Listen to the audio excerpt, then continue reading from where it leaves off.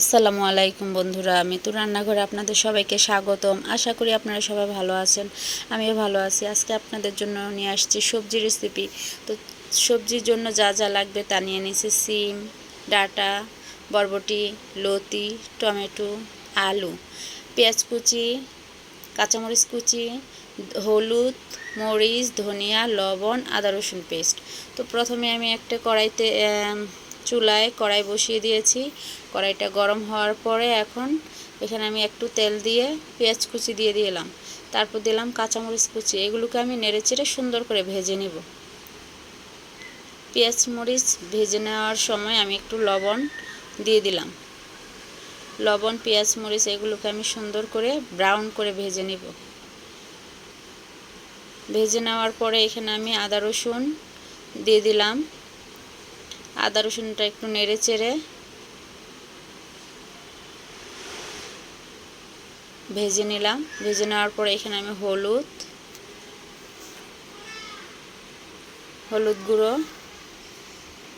মরিচের গুঁড়ো ও ধনিয়ার গুঁড়ো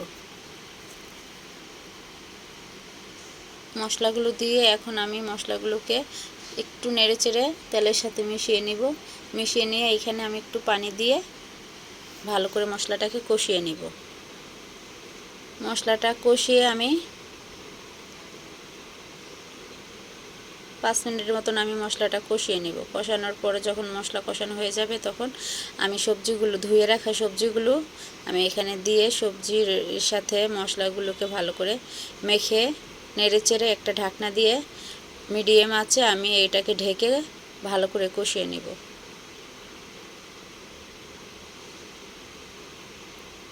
ঢাকনাটা উঠিয়ে এটাকে আমি নেড়েচেড়ে দিচ্ছি। নেড়েচেড়ে দিয়ে এখানে আমি একটু মসুরির ডাল ধুয়ে নিয়েছিলাম, সেই ডালটুকু দিয়ে দিলাম। ঘরে যখন দেখবেন মাছ মাংস কিছু থাকে না বা ভালো লাগে না, তখন এভাবে ফ্রিজে থাকা সবজিগুলো দিয়ে যাই থাকে। এখানে আমি অনেক পদের সবজি নেইনি, অল্পই নিয়েছি। যেগুলো ছিল আমার ফ্রিজে সেগুলো আমি নিয়েছি। নিয়ে ডাল দিয়ে এইভাবে যদি সবজি রান্না করা হয় অসম্ভব টেস্ট হয়, আর বাচ্চারাও খুব পছন্দ করে। তাই এভাবে বানিয়ে আপনাদের সাথে শেয়ার করলাম। তো আমি ভালো করে ঢাকনা দিয়ে ঢেকে অল্প জালে সুন্দর করে সবজিটাকে কষিয়ে এখানে আধা সিদ্ধ করে নিয়েছি। এখন আমি সবজি আর ডালগুলো সিদ্ধ হওয়ার জন্য পরিমাণ মতন পানি দিয়ে আবার একটা ঢাকনা দিয়ে ঢেকে হওয়ার আগ পর্যন্ত রান্না করব। তো ঢাকনাটা উঠিয়ে আবার একটু নেড়েচেড়ে দেখলাম আমার ডাল আর সবজিগুলো প্রায় সিদ্ধ হয়ে গেছে। আবার একটু ঢাকনা দিয়ে আবার আমি ঢেকে 5 মিনিটের মতন রেখেছিলাম। এখন আবার উল্টে পাল্টে দিচ্ছি, নেড়েচেড়ে দেখে আমার সবজিটা প্রায় হয়ে আসছে।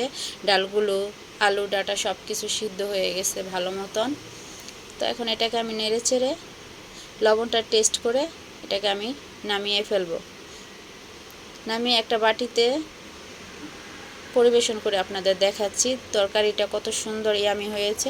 তো বন্ধুরা, আমার ভিডিওগুলো যদি ভালো লেগে থাকে অবশ্যই আমার চ্যানেলটাকে সাবস্ক্রাইব করবেন এবং আমার পাশে থাকবেন, আর বেল আইকনটি বাজিয়ে দিবেন যাতে আমার ভিডিও ছাড়ার সাথে সাথে আপনারা